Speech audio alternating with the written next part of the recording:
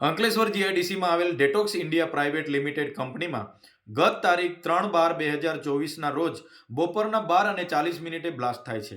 ત્યારે ત્યાં કામ કરનાર કામદારના પરિવારનો સાંજે 4 વાગે મારા પર ફોન આવે છે। ત્યારે અમે કંપની પર 4:30 વાગ્યાના અરસામાં પહોંચીએ છીએ। ત્યારે ત્યાંના મેનેજમેન્ટ, ત્યાંના ઉપસ્થિત પ્રાંત અધિકારી, સેફ્ટી અધિકારી અને પોલીસ વિભાગના અધિકારીઓને અમે જણાવીએ છીએ કે કોનું મૃત્યુ થયું છે, કોને ઈજા થઈ છે એની જાણકારી એમના પરિવારોને આપવામાં આવે। ત્યારબાદ 4 લોકોના મૃત્યુ થયા હોવાના નામ સહિતની જાણકારી ત્યાંના યુનિટ મેનેજર અમને આપે છે। એ પરિવારોને અમે બોલાવીએ છીએ। એમની દયનીય હાલત જોઈને કંપનીને અમે માનવતાની રાહે એ પરિવારોને વળતર આપે એવી માંગ કરીએ છીએ। વળતરની જાહેરાત થયા બાદ જ એ ડેડ બોડી અમે સ્વીકારીશું એવી અમે માંગ કરીએ છીએ। ત્યારે કંપની પણ એમના મેનેજમેન્ટ ઓથોરાઇઝ સાથે વાત કરીને એમને વળતરની જાહેરાત કરે છે। બાદમાં પીએમ કરાવીએ છીએ અને એને એ બોડીઓને અમે અગ્નિ સંસ્કાર માટે મોકલી આપીએ છીએ।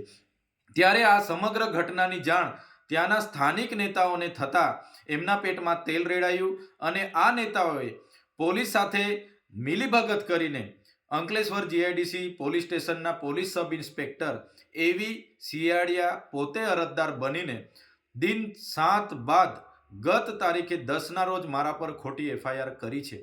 ત્યારે અમે પોલીસ ભરૂચના એસપી શ્રીને પણ કહેવા માંગીએ છીએ, અમે 35 જેટલા વિડીયો જાહેર કર્યા છે જેનાથી એમની ઊંઘ હરામ થઈ ગઈ છે। એના કારણે જ અમારો અવાજ દબાવવા માટે એ આ ખોટી ફરિયાદો કરે છે। ત્યારે એમની આવી ખોટી ફરિયાદોથી અમે ડરવાના નથી।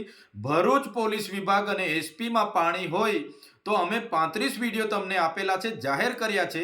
એ કયા અધિકારીઓ કોના માટે દારૂના ઠેકાઓ પર ઉઘરાણું કરે છે એના પર તપાસ કરે અને એમની સામે કાયદેસરની કાર્યવાહી કરે। ચૈતરભાઈ વસાવા એમની ટીમ પર એફઆઈઆર કરવાથી અમારો અવાજ દબાઈ જવાનો નથી। ભરૂચની જનતાનો આ અવાજ છે, સંવિધાનનો અવાજ છે, ભરૂચના કામદારો, બેરોજગારોનો આ અવાજ છે। તમારી એફઆઈઆરોથી અમે, તમારી જેલોથી અમે ડરવાના નથી। આવનારા દિવસોમાં અમે તમારી જેલો માટે પણ આવીએ છીએ। તમારી જેલો મોટી કરી દેજો। જ્યારે હજારોની સંખ્યામાં પણ જેલમાં બેસવાનું થશે ત્યારે પણ અમે તમારી જેલોમાં બેસીશું।